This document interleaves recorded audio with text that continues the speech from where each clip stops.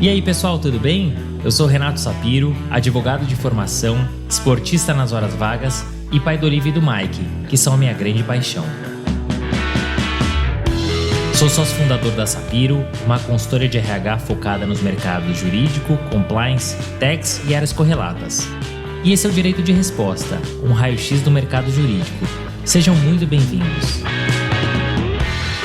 Esse é um podcast leve e informal, onde falaremos com os principais personagens desse meio sobre carreiras, tendências e curiosidades. E esse é um podcast quinzenal, então já sabe, temos um encontro marcado segunda sim, segunda não.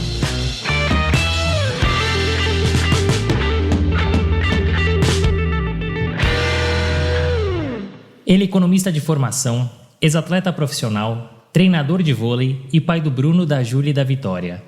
Senhoras e senhores, o podcast Direito de Resposta tem a honra e a alegria de receber em seu episódio especial de aniversário Bernardo Rocha de Resende, o multicampeão Bernardinho. Bernardinho conta nesse episódio a sua trajetória profissional desde os tempos do estágio no Banco Garantia, o momento e os fatores que fizeram decidir pelo vôlei profissional em detrimento à carreira de economista, o pontapé inicial na carreira de treinador, os desafios que enfrentou e como superou os momentos de adversidade que não foram poucos. Bernardinho fala como lidou ao longo de sua trajetória com os erros e acertos, com a frustração da derrota e a empolgação da vitória e como isso fez dele um dos maiores líderes que o nosso país já teve. E mais, como conseguiu trazer essa vivência no esporte de alta performance para o mercado de trabalho, assessorando importantes empresas e escritórios de advocacia. E cá entre nós, com 7 Olimpíadas nas costas, 7 pódios olímpicos, quase uma centena de títulos, histórias, bastidores e conselhos ao que não faltam nesse episódio. Mas melhor que ouvir de mim, vamos ouvir dele. Bernardinho, eu queria te agradecer imensamente por ter aceitado o convite do podcast Direito de Resposta. Esse episódio é emblemático, ele é especial, em comemoração ao aniversário, terceiro aniversário do podcast Direito de Resposta. Aliás,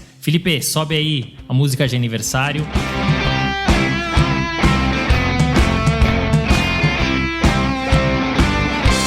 E pela primeira vez, Bernardinho, em 77 episódios, é emblemático, porque 7 é o meu número da sorte, então 2 vezes aqui, o número 77, a gente vai receber uma pessoa que não tem formação jurídica. Né? Eu também não preciso explicar o porquê, afinal você é um dos maiores, se não o maior líder do nosso país, e não está tão afastado assim do mercado jurídico, né? O teu pai foi um grande tributarista, teu avô foi ministro também do Tribunal Superior, então tem alguma conexão. Muito obrigado, é um enorme prazer. Você é meu ídolo, quero explicitar aqui, então eu estou muito feliz em te receber aqui. Muito obrigado. Obrigado pelo convite, Renato. Realmente, quando eu recebi o convite e soube um pouco, né, da origem e um pouco do conteúdo do podcast, da conversa, que era muito na área jurídica, muitos advogados incríveis aqui, eu cresci numa família de advogados. Também meu avô, par de mãe, também era advogado, meu avô, par de pai, foi ministro do Tribunal Militar.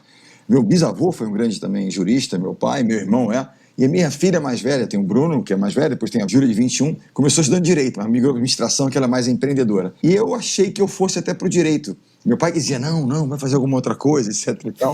E aí eu fui para a Economia. Mas assim, sempre vivi cercado, etc. Ouvia debates e ouvia sempre muitas coisas muito interessantes na área do direito, na área jurídica. Muito bacana. Inclusive, a gente vai falar sobre a sua formação em economia. A primeira pergunta que a gente sempre faz aqui é clássica. A gente fala de planejamento de carreira, né? E você tem uma carreira que é bastante sólida, né? Você atuou 7 anos como jogador, já há mais de 35 anos você é treinador. Essa sua trajetória, ela foi planejada? Caso contrário, quais eram os seus outros objetivos? Vamos lá. Se perguntasse nos anos 70, 80, quem vivia do esporte que não fosse o futebol, eram poucas as pessoas. E mesmo assim é que eles sacrificavam em 3, 4 empregos, dando aula em escola, aquelas coisas. Então, a educação física, mas o esporte, de uma forma geral, não era muito uma opção para os jovens. O esporte era, na minha casa, na formação, na minha família, uma ferramenta importante de educação. Nós somos 5 irmãos, 4 homens e uma mulher, todos praticamos esportes diversos. Desde a natação como base, morando no Rio de Janeiro, o judô, porque eram muitos meninos juntos, então dá um pouco de disciplina, né? Conter um pouco daquela energia toda. O futebol, que todo mundo joga um pouco, e o vôlei entrou na nossa vida. Meus pais jogaram de uma forma lúdica, meu pai um pouquinho mais, mas meu pai foi muito cedo para a Europa estudar, mandado pelos pais, de uma forma muito difícil economicamente, viam nessa possibilidade, que era o filho único, de ir para a Europa estudar e voltar, né, bem capacitado, do ponto de vista, né, acadêmico, para, enfim, se tornar um profissional de qualidade onde ele optasse em seguir a carreira. E eu, anos 80, aquela história, mercado financeiro, ganhar dinheiro, né, ser um cara bem sucedido, eu fui estudar economia. Na realidade, eu fiz da engenharia, mas eu me encantei com as matérias de economia, mas mais do que com as matérias, com os professores. Então, eu fui aluno do Paulo Guedes, fui aluno do André Laura Rezende, que foi quem me levou para fazer um estágio no Banco Garantia. Então, eu tive professores incríveis que realmente de alguma forma, me inspiraram. passei a gostar das matérias, estudar, me dedicar, era um bom aluno, até que fui convidado para fazer esse estágio, só que o estágio aconteceu exatamente no ano de uma Olimpíada, que seria a minha segunda Olimpíada de 84, onde o Brasil ganha a primeira medalha olímpica no voleibol. Geração de prata. Geração de prata, a famosa geração de prata. E eu fiquei naquela opção, eu sigo no banco ou vou para a Olimpíada. E aí são aqueles que eu brinco dizendo que as decisões são sempre bifurcações. Você escolhe aqui, você vai por essa estrada, por aqui e aqui. E eu escolhi a tentativa de ir para a Olimpíada, a tentativa de uma medalha, que acabou vindo a medalha, né, e deixei um pouco o banco. Mas o André Lara, muito interessante, que é um professor, uma pessoa muito inteligente, ele um dia me perguntou, mas você realmente quer ser economista ou você quer viver no esporte? Tá? Ele era um cara que sempre gostou muito do esporte, assim como os sócios do Banco Garantia eram pessoas muito ligadas ao esporte, com paixão, né, não como profissão. E ele planejado não teve nada. Eu vou te contar o que aconteceu em 1989, eu com 29 anos de idade, recebi um convite para ir para a Itália dirigir um time. Nisso eu já empreendia, trabalhava, etc. Estava deixando o vôlei, ainda jogava profissionalmente, mas não mais na seleção. Ainda ganhava um saláriozinho que me ajudava na minha renda como jogador. Recebi um convite para ir para a Itália, dirigir um time na Itália. Eu nunca tinha dirigido time nenhum, e foi um convite meio inusitado, mas eu tinha essa paixão, eu adoraria poder viver do vôlei. E tem um episódio muito interessante que eu conto até quando eu vou conversar com as pessoas, palestras e tal, que foi uma das grandes lições do meu pai. Eu, quando decidi ir para a Itália tentar essa aventura, largar uma carreira relativamente sólida e com grandes perspectivas para empreender no mundo incerto do esporte, no vôlei, pequeno, time pequeno, feminino, na Itália, etc. Tal. Eu fui falar com meus pais. Uma decisão desse tipo foi lá comunicar. Eu estou pensando em fazer isso. Minha mãe ficou desesperada, como toda mãe preocupada. Falou, meu Deus, vai largar. E eu já tinha um Bruno de 2, 3 anos de idade. Esse menino, como é que vai ser dele, etc, etc. Está aí hoje, está bem, graças a Deus. Mas enfim, e falar com meu pai. Não esqueço, meu pai estava sentado na sala, sempre lendo, sempre ali. Sentava e apoiava o livro para conversar com a gente. Sempre alguns livros, sempre com ele. É um hábito que ele nos deixou e herdamos dele, esse hábito da leitura. Ele então vira para mim, olha, quando eu comunico, eu gostaria de fazer essa tentativa, etc. Ele fala, é o que você gosta de fazer? Eu falei, pai, eu adoro esporte, eu realmente gostaria de tentar. Ele disse, então vai. E faz bem feito, mas só volta quando der certo. Eu até brinco dele, mas tem um certo medo, nem se der certo, posso voltar, não? Por trás daquela menção que ele fez fica, insiste, persiste, era o seguinte, você coloca um plano A na sua vida, olha, eu quero empreender, eu de repente vou assumir um escritório de advocacia lá que mandaram para assumir uma unidade em Londres, um mercado difícil, complicado, eu não domino, mas você vai ter dificuldades. De repente você tem uma situação de relativo conforto, na primeira dificuldade você põe uma meta complexa, a primeira dificuldade é você dá uma segurada, que nem você botar uma meta, qualquer que seja na sua carreira. O cara é uma área comercial, ele coloca uma meta X. Está difícil a meta X, que é uma meta diamante, você cai para ouro, cai para cá, e você vai se ajustando, buscando um certo conforto. E aquilo ficava na minha cabeça. Eu pensei em voltar, a família estava aqui, não foi fácil, era um time pequeno, dificuldade de pagamento, tudo era complexo, mas eu pensava, só volta quando der certo, só volta quando der certo. Aí fiz dar certo. O time se salvou na primeira divisão, que era o objetivo na primeira temporada, foi vice-campeão italiano na segunda, ganhou uma Copa Itália, o time cresceu e tal, e eu fui. E 3 anos e meio, quase 4 anos depois, recebi um convite para voltar ao Brasil para dirigir a seleção feminina, que passava por uma crise também. Né? Tinha perdido o Sul-Americano, era uma seleção que tinha um determinado talento, mas que não entregava resultados. O interessante é que as minhas oportunidades foram, entre aspas, em crises. E às vezes eu vi assim, o cara de coragem, assumir um time assim. Coragem não, que deu oportunidade na crise. Pior que estava, não podia ficar. Então você vai e assume. Né? Então foi assim na Itália, de uma certa forma foi assim no feminino, que tinha um potencial, mas vivia um momento difícil. Foi assim no masculino depois, 7 anos depois. Por quê? Porque o masculino vinha de uma 6ª colocação na Olimpíada 2000. Então era um momento que você via potencial no time, mas que o time vinha de um resultado muito ruim, muito contestado. E eu falei, quando eu fui convidado, eu pensei muitas vezes, migro ou não migro? Que eu estava já dominando ali, né, a área do feminino, o time crescendo, conquistando medalhas e tal, mas era mais uma oportunidade. Né? E eu fui, de novo, correr um certo risco, mas em alguma coisa que eu acreditava que tinha muito potencial para dar certo. É muito bacana quando você contextualiza a tua carreira e como ela foi acontecendo, as oportunidades. É incrível, né? Você fala das oportunidades em crise. Lá na frente a gente vai falar de uma outra oportunidade que é exatamente o oposto, né, e que acabou não avançando. Eu vou fatiar aqui um pouquinho, né? Então, primeira coisa que você falou foi da oportunidade que você teve no Banco Garantia, né? Vou para a Olimpíada ou fico no Banco Garantia, né? Eu imagino a dúvida ali na tua cabeça. E você teve a oportunidade de trabalhar com um cara sensacional que é o Jorge Paulo Lemann. Sim. Ainda que você não tenha seguido no Banco Garantia, como essa experiência, essa vivência com ele te ajudaram para o futuro da tua trajetória, seja ela profissional ou pessoal? Boa. Eu fiquei na área do André, né, que era o diretor técnico do banco, etc., um economista, né? Mas eu fiquei muito próximo da mesa onde estava o Marcel comandava, o Marcel Teles comandava. O Jorge Paulo ficava num outro lugar mais à frente, obviamente tinha a oportunidade de conversar um pouco, de ver. Depois, mais à frente, em várias oportunidades, estivemos juntos, e foi assim, um prazer poder conhecer e estar, de alguma forma, por um período perto de 3 grandes empreendedores que fizeram coisas incríveis. Na época eles compraram a Brahma, por exemplo, na época eu estava lá perto, nos anos 80, Brahma, depois lojas americanas, tudo isso foi acontecendo mais ou menos no período que eu estava ali, na órbita, né? Então houve coisas incríveis. E algumas situações, tanto de negociações, embates de ideias sobre compra isso, não compra, ou investe aqui, não investe. E eu tive mais um pouco de proximidade, observar um pouco mais de perto, embora nem se lembre muito disso, o Marcel, que para mim assim, é um outro craque, assim, um gênio, com cabeça realmente muito privilegiada. Amigos, por exemplo, o Bruno Rocha, que foi meu contemporâneo, jogou até um pouco de vôlei lá atrás, depois fundou o Fundo Dínamo. Ele é cria do Banco Garantia, né? E um dos grandes, talvez, afiliados, entre aspas, do Marcel. Foi uma cria do Marcel na mesa do Banco Garantia.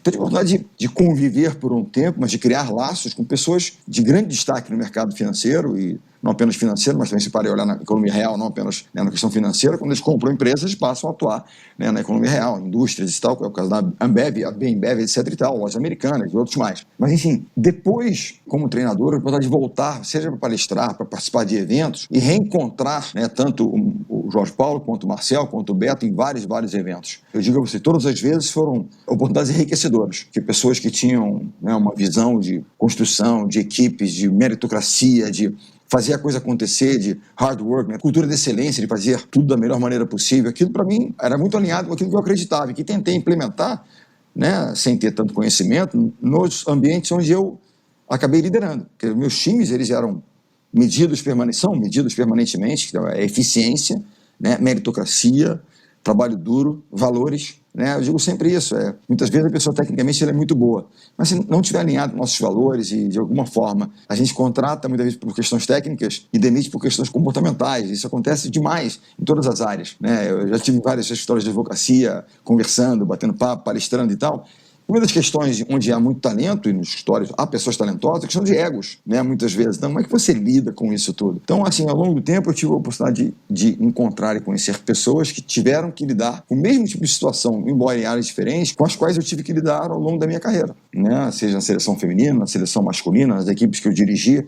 Então, as experiências foram, e continuam sendo, né? Estamos gravando aqui, e hoje pela manhã estive numa empresa e sempre que eu vou, em briefings e tal, eu estou pensando em coisas e aprendendo. E é impressionante, uma coisa que aconteceu há tantos anos atrás, e se cita nomes de pessoas que hoje são muito emblemáticas e representam o Brasil mundo afora, né? O aprendizado que você não teve e a forma como você levou, a forma como você construiu essa história de você implementar toda a meritocracia em relação a todos os seus times, né? A colheita de resultados, pautado muito em dados. Então, coisas que não se via. Hoje você começa a ver um pouco mais, mas a gente está falando em 2023, né? Você começou isso na década de 80, é muito bacana ver tudo isso. E quando eu li no seu livro, você fala aí da questão, né, do ego, do técnico meritocrático, né? E me chamou muito a atenção que você mesmo se dizia, né, ou se diz um jogador médio, mas que você era bastante importante para o teu grupo. Acho que talvez pela tua vontade, pela tua liderança, a forma como você exercia tudo isso. Quer dizer, num grupo de vôlei são 12 jogadores, né? Foram 12 convocados. Eu me recordo que no teu livro você cita talvez 5 ou 6 que eram realmente diferenciados e 5 que era médio. E por quê? Por causa da cultura, né? A forma, o que vocês criaram dentro daquele grupo levou à famosa geração de prata. Então é muito legal ouvir de você como é que isso foi sendo construído. Você citou a tua ida para o Perugia da Itália, né? Você estava justamente ali naquele limiar, né? Quero seguir no vôlei, mas não tenho uma oportunidade. E aí uma amiga tua te trouxe essa oportunidade para liderar o time italiano do Perugia, né? Que estava ali nas últimas colocações. Uma das coisas que eu aprendi aqui, Bernardinho, é que a gente precisa estar pronto para as oportunidades, porque elas surgem de uma hora para outra. Só que aqui tem algumas coisas bastante interessantes para a gente trabalhar, porque você foi dirigir um time italiano, né? Cultura diferente, idioma diferente, time feminino. Já tinha sido jogador, já tinha sido assistente técnico, mas nunca tinha sido treinador. Então, como foi para você se preparar para essa oportunidade, né? Ou melhor, assim, surgiu a oportunidade. Como é que você fez para tornar essa oportunidade a melhor possível?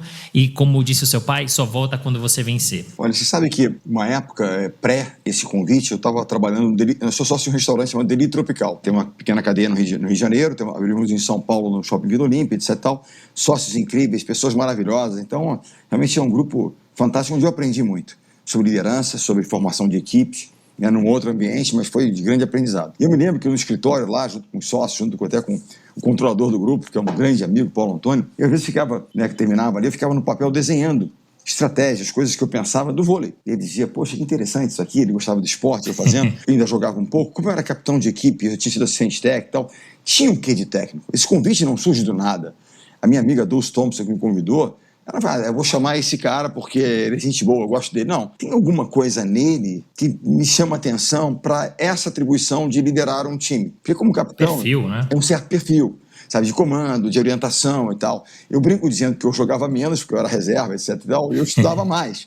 Mas é verdade, porque muitas vezes a minha atribuição não era a performance dentro de campo, era treinar os principais titulares e, né, extrair, ajudar, né, ali o time a render o máximo, com isso todos nós venceríamos, mas era também estudar um pouco mais e conseguir trazer informações, trazer inputs para aquelas pessoas que tinham mais condições de performar, entendeu? Então, de alguma forma, contribuir dessa maneira. Então, existia alguma coisa já. Eu gostava disso. Você perguntar, você gostava mais de ser jogador ou ser treinador? 99% vai dizer, pô, jogador é muito melhor. Eu vou dizer sempre, ser treinador. Sim, porque o meu, assim, time, fazer, sabe, desafiar, treinar, esse grupo de pessoas, para mim é incrível. E você ter pessoas mais ou menos talentosas e conseguir extrair delas o máximo, esse é o meu grande prazer. Eu digo assim, a minha missão, eu fui entendendo qual era a minha missão. Claro que você, no final da história, tem que entregar resultados, né? No final da história é show me the money, tem que ganhar a causa. Mas, mais do que isso, né, a minha atribuição como treinador é desenvolver pessoas. Quanto mais preparadas, técnica, física, emocionalmente, quanto mais o time tiver sinergia, dedicado, tal, comprometido com o nosso grande objetivo, né, comum, mais condições de entregar o resultado. E você falou muito certo. Você me perguntar, eu estava pronto? Assim, eu tinha já algum preparo. Mas a gente nunca está 100% pronto. A verdade é essa. Mas eu tinha condições de. Eu tinha vontade, que era a coisa mais importante, eu tinha algum conhecimento. Obviamente, teria que dominar o idioma. Como eu tenho uma certa facilidade, né, para a língua estrangeira, para aprender outros idiomas, porque eu já falava pouco, eu rapidamente incorporei o italiano, então me comunicava rapidamente, me comunicava bem. E também entender mais do vôlei feminino, que é um vôlei diferente do masculino. Então eu comecei, quando veio o convite, eu estava jogando ainda. Eu joguei uma final de Campeonato Carioca, assim, numa terça-feira. Na quarta-feira à noite eu embarquei para a Itália. Cheguei na quinta, no domingo nós jogamos. E na época você não tinha tantas facilidades com streaming e tal. Era mais difícil conseguir um material vídeo para você ver, era videocassete, né? Então você tinha que estar num lugar com uma televisão, com vídeo, com fitas VHS. O que eu fazia? Eu viajava com a câmera de filmar, aquelas câmeras maiores que você encaixava uma fita. E eu assistia os jogos naquele pequeno visor que você filmava. Eu assistia o jogo ali, porque era a forma de eu fazer no traslado, eu poder assistir. Você não tinha como levar uma televisão, levar um monitor e tal para ficar assistindo. Então eu ficava ali, ó, um pequeno visorzinho, vendo as partidas e estudando e montando, né, tentando montar novas estruturas, novos esquemas ali. Então, de uma certa maneira, 100% eu não estava, mas tinha algum preparo. Era um momento de pressão grande do time, emocionalmente, era um cara que estava preparado para enfrentar as batalhas, porque tinha passado tantas batalhas, então tinha esse conhecimento. Era uma questão mais técnica, de ajuste técnico, seja do ponto de vista da comunicação, do italiano, seja do entendimento do processo. O sistema de recepção no feminino, que é um sistema é um pouco diferente do masculino, então era adaptação, né? Então tá aberto a isso, pegar o mais rápido possível. E outra coisa, quando eu cheguei lá, a condição da equipe era aquela história, um pequeno escritório. Eu não tinha paralegals comigo que me ajudavam nas coisas, era eu e eu. Preparação física, eu ligava para amigos meus preparadores físicos do Brasil que me davam input lá. Então eu fazia aqueles programas que meus amigos do Brasil, conhecidos meus, Bernardo, faz aqui, faz ali, vai para academia. Isso eu não tinha tanto, eu ligava no telefone, aquela coisa toda, para pegar programas e me ajudarem. Eu tinha um fisioterapeuta, um massagista, terapeuta, um médico, assistente técnico não tinha. Um namorado de uma jogadora foi me ajudar nos treinamentos, era o que eu tinha. Mas é interessante, porque parece que um pouco daquela história lá atrás, quando você ia ser franqueado do McDonald's, por exemplo, você tinha que passar por todas as áreas, né? Você fritava hambúrguer, você limpava o chão, tal. Foi um pouco da minha trajetória. Eu enchia a bola, eu montava a rede, eu fazia aquilo tudo, estava treinando preparação física, então eu comecei a entender um pouco de tudo. Não que eu entendesse a fundo a preparação física, eu tinha uma experiência prática. Quando eu venho para a seleção, mas eu tinha como dialogar, né? Eu tinha, de alguma forma, já comandado um pouco dessa área também ali, quando eu chego naquela estrutura. Então foi um grande aprendizado, não foi fácil. Você tem noção, eu dirigi inclusive a van que levava o time para cima e para baixo. E no segundo ano fomos para a final do Campeonato Italiano nessa situação, que era assim, impensável. Mas foi incrível, uma experiência enriquecedora. E você fala, olha, eu não estava pronto para essa oportunidade, mas eu tinha ali alguns inputs que me levavam a crer que eu conseguia entregar o trabalho. Mas você chega num time, né, que contrata um técnico até então desconhecido, você era um jogador, né? Absolutamente. Como é que foi para você superar eventualmente esse desconhecimento das jogadoras? E você chegando, né, no estilo Bernardinho, era um treino por dia, você coloca elas para treinar 2 vezes, né? E é claro que gera um incômodo, né, que você sempre fala, né, de tirar da zona de conforto. E ali precisava mesmo, afinal o time estava em penúltimo, último lugar. Como é que foi para você superar essa incerteza? Eu acho que tudo depende do exemplo que você dá. Primeira coisa que as meninas viram, que a minha dedicação ao projeto Perugia era de tal ordem,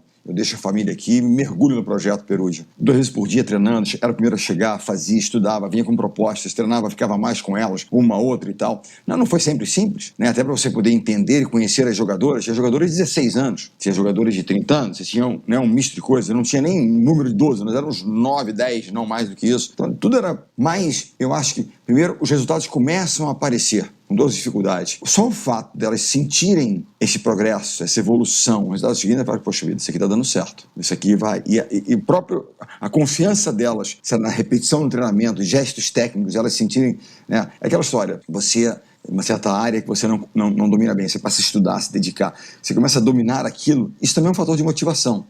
Você faz um esporte, aí você corre, você começa a treinar, você melhora o seu pace, aquilo te motiva. Poxa vida, eu estou me sentindo melhor. Com certeza. Né? Em todas as áreas é assim. Você começa a dominar uma área do direito um pouco mais, aquilo te motiva. Eu estou ficando bom nisso, eu quero fazer mais. Então a minha impressão foi essa. E todos os jogadores, de certa maneira, sem exceção, eles começaram a evoluir, a crescer, a melhorar. Isso foi gerando. E gerou entre nós, eu tenho jogadoras dessa primeira equipe minha que até hoje trocamos mensagens. O meu filho acabou de lançar um livro na Itália e vai ser lançado no Brasil no 2º semestre. Uma jogadora minha, que estou falando de 1989, 90, ela compra o livro, manda mensagem, vira e mexe. Então, mantém uma relação até hoje, porque foi tão forte aquilo que a gente criou, de um time que era pequenininho, se torna um time importante. Jogadoras que não tinham, chegam à seleção italiana, muitas delas. Eu tenho uma jogadora, que era uma jovem que me dava um trabalho danado, que hoje é uma tremenda palestrante. Ela leva a mensagem do esporte com as empresas de uma forma brilhante. Chama-se Maurícia Cacciatore. Ela é incrível. Uma outra jogadora que tinha 16 anos, muito forte, Gwendalina Buffon, irmã do goleiro da seleção, o maior goleiro que a Itália já teve, Buffon. Gianluca Buffon. Então, ele era mais novinho que ela jogava comigo.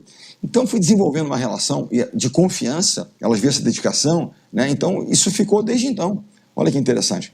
Eu consigo dizer isso. As pessoas esquecem onde estão as medalhas, elas enferrujam e você perde. Mas as relações que você cria, você nunca perde. E esse é um ponto importante, porque você fala muito de jornada. O que, na tua visão, é mais importante? Uma jornada impecável, todo mundo focado, com o mesmo propósito, e ganhar medalha de prata? Ou um time que não tem o mesmo propósito, mas pela conjunção de fatores e talvez ali por terem diversos talentos levar o ouro? O que faz mais sentido? Eu vou dizer para você o seguinte, ganhar o ouro dessa forma, que é assim, quase que inesperado e improvável, pode acontecer, é claro, é um episódio, aí dá certo, a coisa encaixa, vai.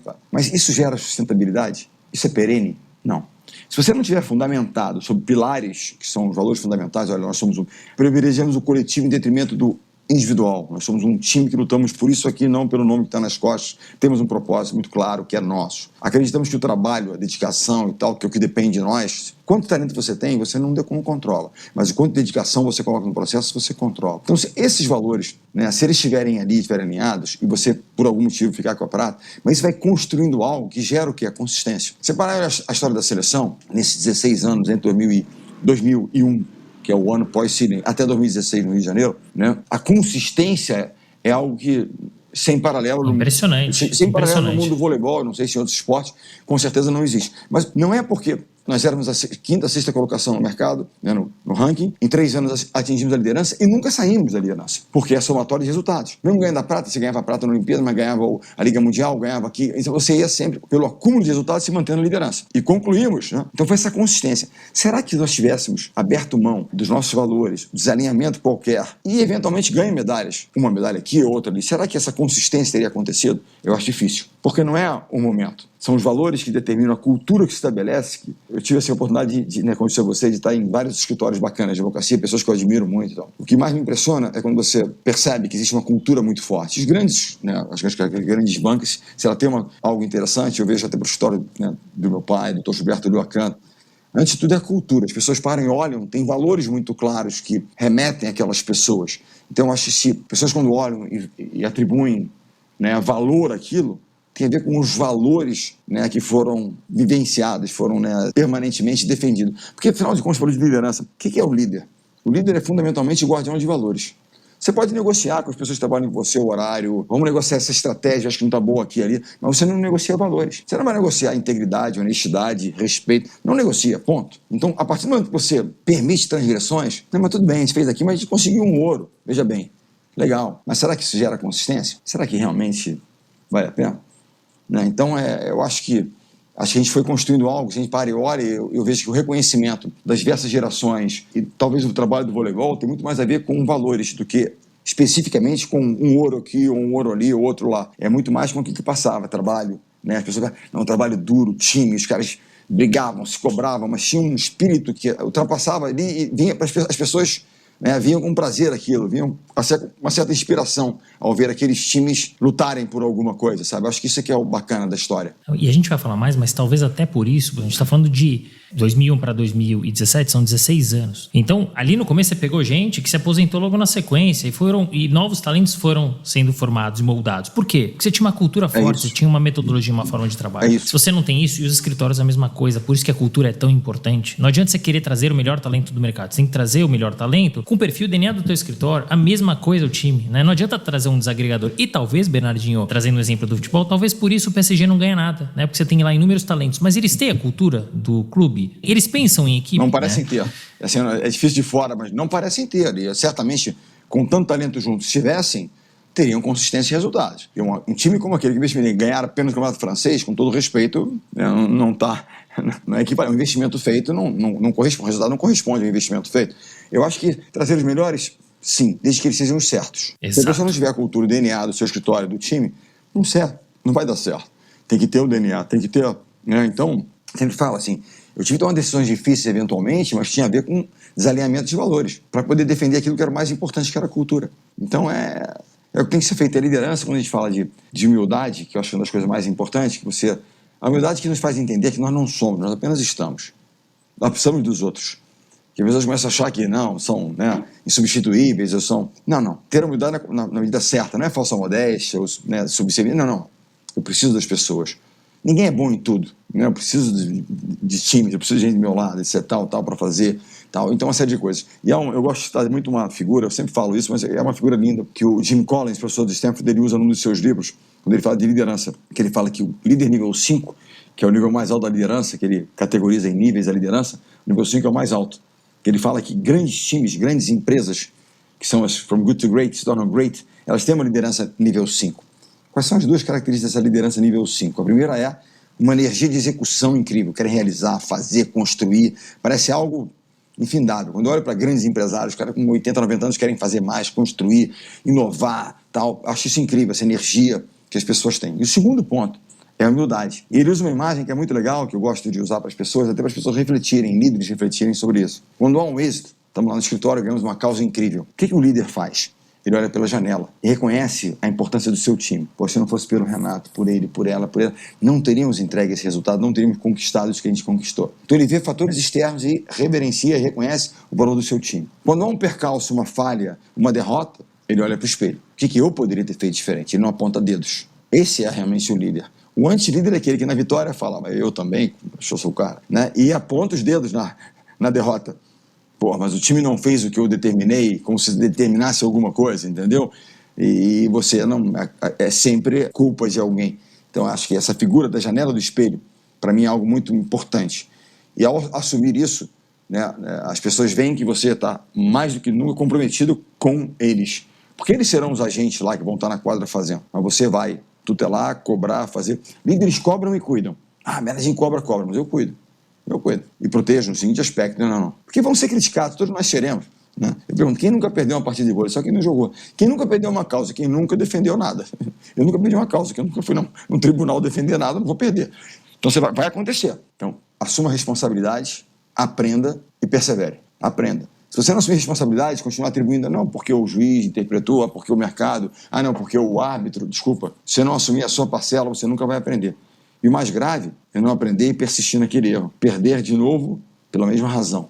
É pouco inteligente. Que aí, a gente fala um pouquinho, é o fracasso, né? Porque você não aprendeu nada com a derrota. Esse é o fracasso. Exatamente. De resto, as perdas, elas, enfim, também vai falar sobre isso, mas são aprendizados para que a gente possa chegar ao sucesso. E você trouxe um exemplo do líder que é muito curioso, que é o seguinte, o líder, ele briga com o seu gerido, sem dúvida. Mas mais do que isso, ele briga pelo seu time e pelos seus geridos. Isso é muito bacana. Você já teve que cortar alguém dos seus times, seja ele qual for, por mais que fosse um grande talento, mas que não tivesse a cultura e o DNA das suas equipes? Olha, tem um caso de um cara que eu adoro, que é uma pessoa que nós investimos, se tornou o maior levantador do mundo, Ricardinho.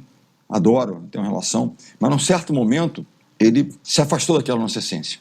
Ele se perdeu. Por N motivos, eu não estou aqui. E não é um jogo de caráter, é um momento. E eu tentei, de todas as maneiras, trazê-lo de volta, tal, até que o momento que eu falei, cara, eu vou ter que cortar. E ele se tornou, naquele momento, ele não era, ele entra no lugar do Maurício, que era o grande levantador, ele assume a posição de titularidade, investimos nele, mas esse é o cara, ele transforma, ele revolucionou o voleibol, de verdade, um talento absurdo, uma capacidade de lidar com as dificuldades, de fazer acontecer. Mas ele começou a transgredir naquilo que era essencial para nós, trabalhar já não queria tanto, enfim, começou a escapar. Eu não consegui. Eu tenho 100% de razão? Não, provavelmente não. Mas eu tinha que fazer algo. E aquilo que era para ser uma coisa momentânea, obviamente o externo, a imprensa e tal, fez daquilo uma crise, que essas crises vendem, né? E já eram... Opa, notícia ruim vende muito. É. E aí foi um corte muito duro, difícil e tal, que gerou... Graças a Deus conseguimos nos reaproximar anos depois, mas foram anos que era para ser uma coisa muito menor. Mas acabou... Mas eu precisava. E as pessoas, muitas vezes, ao avaliar como eu fui julgado pela imprensa, me criticam. Mas eu faço a seguinte pergunta. Se eu tivesse feito alguma coisa realmente injusta, incorreta, movida por motivos que não fossem fair, justos, o restante da equipe teria continuado a lutar por mim, me aceito como líder durante tanto tempo? Ou teriam me rifado na conta? Com certeza não. Essa é a questão. É questão de bom senso, é common sense. Entendeu? Por quê? Porque existia algo. Que aquilo precisava ser, de alguma forma, endereçado. Não dá para fazer assim. Eu tentei, de repente eu não consegui, por incapacidade ou não, mas eu tinha que tomar uma decisão. Essa foi das mais difíceis, não foi a única, mas foi das mais difíceis. Por outro lado, tem um outro corte que foi dos mais duros também, que foi o corte do Murilo em 2016. Murilo era um cara totalmente alinhado, um capitão de equipe, mas ele estava com a questão física, ele se contundia e não se recuperava. Então, por mais que eu tivesse uma admiração, um carinho, um respeito por aquela pessoa que era um atleta incrível, ele não estava rendendo mais. Sabe, você tem aquele seu parceiro, seu partner no escritório, que é um cara que tantas batalhas venceu ao seu lado, mas ele já não está mais conseguindo, ele já não está mais... Por algum motivo. No nosso caso era físico, porque o esporte é muito físico. Quer dizer, no CPF eu posso ajudar, mas eu não posso, entre aspas, prejudicar a equipe. Eu tenho que fazer uma escolha. E essa é dura, porque dói no coração você ter que fazer uma escolha entre uma pessoa que é teu parceiro, teu cúmplice em batalhas incríveis, mas que naquele momento não estava conseguindo entregar, por uma questão física, entendeu? Mas é aquela história, é da atribuição do líder, você vai ter que tomar decisões difíceis, é duro demais. E teve mais um corte, né, que foi do Henrique, também, que a equipe sentiu muito, o primeiro deles. Sempre com a camisa número 5 ali pendurada, então... Imagina a dor, né? Porque é um cara bom, tecnicamente estava pronto, mas são 12, é isso. Né? Alguém tem que sair. Né? E quem que vai escolher? O líder, né? Ele que tem que se responsabilizar por isso. Esse foi o primeiro que foi, mas é muito técnico apenas. Outros foram meio comportamentais, meio de escolhas assim. Esse foi muito duro porque estava muito nivelado. Você vê, 12 chegam ali na reta, 13, né? Na reta final, estão todos aptos aí. Só que eu só posso levar 12. O que eu vou fazer? Jogar porrinho, jogar para cima, sorte? Não. Teve uma escolha técnica. E é interessante como é que a liderança ela é solitária, porque você tem a comissão técnica, você conversa, você troca, você faz. Mas eu passei a noite inteira, nós estávamos em Paris, nós estávamos jogando uma amistosa na França, e iríamos na manhã seguinte, final da manhã, nós iríamos para Atenas, onde a Olimpíada aconteceu. E eu, na manhã de ir para Atenas, eu comuniquei que era o corte. Eu passei a noite inteira, sentado numa cadeira, com o pé assim em cima do apoio da janela, olhando para a escuridão, para as luzes de Paris, lá num hotel. Era um novo hotel que era bem francês, e argumentando comigo mesmo, né, ouvindo a opinião dos meus, ouvindo no sentido de o que eles tinham dito ficava aqui reverberando, e eu pensando, até que eu cheguei a uma decisão, falei, é isso. Eu nunca vou ter como saber se ela foi 100% justa, porque para saber, eu teria que repetir aquela competição, mudando as peças, e vamos fazer de novo, entendeu? E ele ficou muito chateado, porque frustração, normal, triste, mas hoje, está morando nos Estados Unidos, escrevi uma carta de recomendação para ele, família, trocamos mensagens permanentemente, e é muito bom poder tê-lo de volta próximo, porque com o tempo ele passou a entender, cara, era uma decisão que ele tinha que tomar. Né? Quando eu dizia, muitas vezes, vocês só vão entender o que um treinador passa o dia que vocês estiverem lá de cá e tiverem que cortar alguém. Senão vocês não vão conseguir. É aquela história, quando o filho reclama do pai... Um dia você vai ser pai. Meu pai disse isso, quando o Bruno nasceu, eu estava viajando, eu era jogador ainda, e ele foi me buscar em casa, foi me levar no aeroporto, meu pai. E nós estávamos descendo meu prédio, meu filho pequenininho, 3 dias, e eu fui embora. E aí meu pai dizia, Agora você vai entender muitas coisas que você não entendeu, entendeu? E é verdade, é mais pura verdade. E até por falar nisso, né? Como é ter um filho jogador, né? Porque hoje a gente vê o Bruninho como líder da seleção, multicampeão. Mas primeiro, como é ter um filho, né? Ou seja, você ser o líder, né, e ao mesmo tempo o pai. E segundo, claro, aquela história do nepotismo. Ah, mas pô, chamou porque é filho, né? Como é que foi tudo isso para você e, claro, também para ele, né? Como é que, tendo um técnico que é o seu próprio pai? Isso acontece muito no escritório de advocacia, né? Porque muitas vezes, né, os filhos se tornam advogados também, processo de influência e tal, e acabam entrando. Então, essa questão e esse dilema, até que ponto está tendo algum tipo de privilégio ou não, eles se apresentam. O que aconteceu, o início foi muito duro. Ele ganhando no clube, sendo campeão e tal, ele era convocado. Ele era sempre cortado, estava ali na periferia, estava na órbita da seleção, mas não era um dos 12. Até que acontece, com o Ricardinho, ele acaba entrando, né, como um complemento ali. E eu, no início, fui duro demais com ele. Naquela história de não adianta ser justo, né, tem que parecer. Não adianta ser honesto, tem que parecer honesto, não é verdade? Então, na questão de querer parecer, de querer demonstrar justiça, eu cobrei um ônus muito maior do que eu dei um bônus. Os jogadores brigavam comigo em defesa dele, porque eu... Pegava pesado. Até que um dia eu realmente percebi, uma entrevista que ele deu, algumas coisas, e ele tem uma inteligência emocional muito alta, ele estava realmente sofrendo. A nossa relação pai e filho estava sofrendo. Ele dizia no final de semana, eu não quero ver meu pai, porque a semana é tão dura. E é verdade, eu sei que eu fiz isso. Eu sei que eu fiz. E olha que interessante, até não dar um pequeno spoiler do livro dele. A abertura do livro dele, ele conta, o livro se chama, em italiano, Dal buio all'oro, quer dizer, da escuridão ao ouro. A gente perde em Londres, depois ganha no Rio. E quando acaba o jogo em Londres, aquela frustração depois da ganha do 2-0, a gente perde a medalha de ouro, ele tem a imagem, ele relata a imagem, uns jogadores chorando, outros quietos, outros desesperados. Segundo ele, eu estava sentado no banco, eu não lembro, mas enfim, com a mão na cabeça, o que é que seja, estava todo mundo, ele tem essa imagem. E ele faz uma reflexão, e ele se sentindo assim meio culpado, aquela coisa toda, ele fala, e eu perdi a oportunidade, a chance que eu tinha de não ser mais o filho do Bernardo, do Bernardinho, ser o Bruno jogador, e eu ia ter que viver com isso por mais um tempo, ao não ganhar aquele ouro. E como aquilo foi duro e sofrido para ele, quando a coisa escapa, né, das nossas mãos. Né, e ele conta, e como ele passou. Então é uma reflexão. Para mim, eu digo para você, eu não li o livro, passei para cá e para lá, porque tem trechos que tocam demais, são duros para mim como pai ler, entendeu? Mas é a história verdadeira. O livro é muito interessante, é muito bacana perceber alguma coisa, mas para mim muito duro, muito difícil. Eu imagino, né? Porque ele tem talento para estar lá, ele já provou isso, né? Mas eu imagino para você como pai, você realmente cobrou mais, porque você queria tentar ser justo, né? E você falou muito da responsabilidade do líder, né? Eu imagino quão duro é para o treinador quando a equipe perde, né? E a gente teve um exemplo emblemático agora na Copa do Mundo com o Tite, né? Que todo mundo criticou muito, porque ele simplesmente deixou os jogadores no chão, né? Sentados chorando e foi para o vestiário. Qual que é a tua visão, né? Porque muita coisa, também é difícil a gente ficar julgando, né? Mas muita coisa passa pela cabeça do treinador. Mas qual que é a tua visão sobre essa situação? Muitas vezes, aí mandaram para mim sobre essa reação dele ou não. Eu, por exemplo, muitas vezes saía também, mas ficava na porta do vestiário esperando todo mundo. Estava com eles lá. Não é de fora para mostrar para as pessoas que eu estou, é o nosso ambiente. Então, é muito difícil se julgar e dizer que ele é um... Quer ver a minha percepção? Você leu algum jogador dos que lá estavam criticando o Tite? Dizendo que ele teve uma postura? Não. Se eles tivessem se sentido abandonados, ou, digamos, de uma certa forma, o líder abandonou, o cara não fez, eles teriam falado. Você não viu. Então, eu acho que assim, é muito de fora, muito complicado você tentar, né, eu que vivo um pouco nesse ambiente, entendeu? Assim, então, tudo bem, pode parecer o cara sair, mas o que ele fazia? Ele ficar abraçando, chorando? Ele saiu. Tenho certeza que estava lá embaixo, né, no vestiário, com todo mundo, triste, frustrado, perdido também. É um ser humano. O que você diz para o seu time? O que eu disse para o meu time depois de Londres? Quando acaba ali, naquele momento você está perdido também, você está meio desnorteado. Estamos ali juntos, estamos juntos. E vamos seguir, vamos fazer.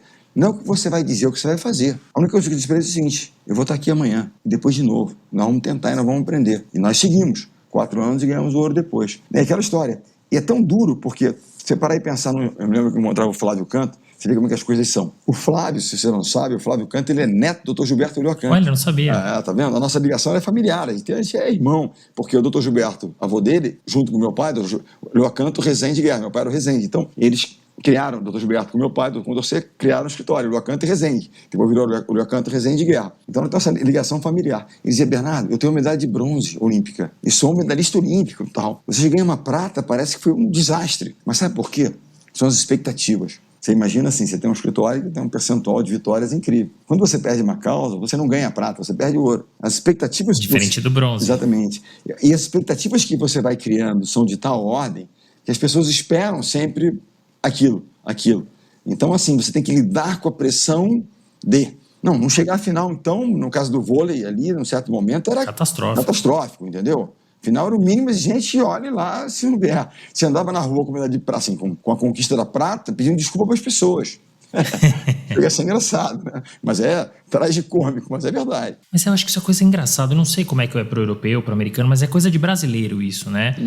O que vale é ouro. Se ganhou a prata, não vale. Né? E, poxa, pelo amor de Deus, né? Prata é uma medalha muito importante, assim como é o bronze. Assim, por exemplo, com as meninas lá que perderam, estavam ganhando de 24-19 na semifinal e, poxa, acabaram com o quarto lugar. São coisas que acontecem. Mas se parar em olhar, um atleta que vai a uma Olimpíada já é uma conquista, né? Com certeza. Ser olímpico. Depois uma medalha olímpica, né? Mas é óbvio, você cresce e faz, você vai criando expectativas e ok, entendeu? E agora, ver um atleta olímpico como um derrotado porque ele não ganhou uma medalha, né? É absolutamente... E é tênue, né? Pô. A linha é tênue. Principalmente no vôlei, né? Você está falando, de repente, no tie-break, de abrir 2 pontos. Né? Perdeu na semifinal por 2 pontos, né? Que você poderia ter ganhado até uma medalha de ouro numa final. Olha que coisa, né? Como é tão tênue a linha. Mas o esporte é isso, né? 1/100º de segundo, 2 pontos, né? É uma barreira num cavalo que você toca ali num obstáculo. Tudo é muito assim. Né? Então você pode realmente... Você passa de vilão, de herói a vilão por um lance. O interessante é ter um vídeo do LeBron, que ele falando sobre, para os jovens no playoff, né? O LeBron James, que é um grande atleta de basquetebol, ele falando para os jovens que pela primeira vez estão no playoff. Olha, não se iludam com os elogios depois de uma vitória que a gente teve no playoff, mas também não se desesperem com as crises, porque elas virão. A gente tem que seguir fazendo. Quem vive muito nisso aí, né? Quando você ganha, você é o Midas. Quando você perde, você é um destemperado, você é um tal. Então, olha, você não é uma coisa nem a outra. Você está em algum lugar no meio desse caminho. O que você tem que fazer é se preparar, aprender, estudar. Eu sempre digo isso. Erre, aprenda e persista. A vida é isso. Resiliência.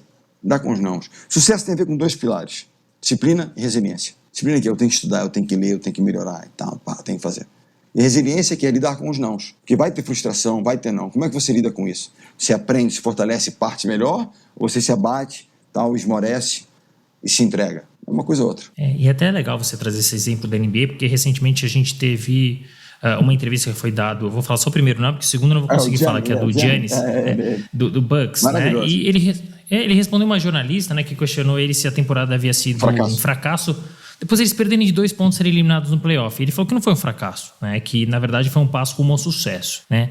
E é justamente essa discussão, né, que você trouxe agora, né, do o que é o fracasso, o que é o sucesso, como é que você encara? Mas mais do que isso, como que a gente tem que lidar com a frustração da derrota, mas também com a empolgação da vitória, nem lá nem cá. Como fazer? Você falou de ficar no meio do caminho. Como isso é viável, como é possível? Vamos lá.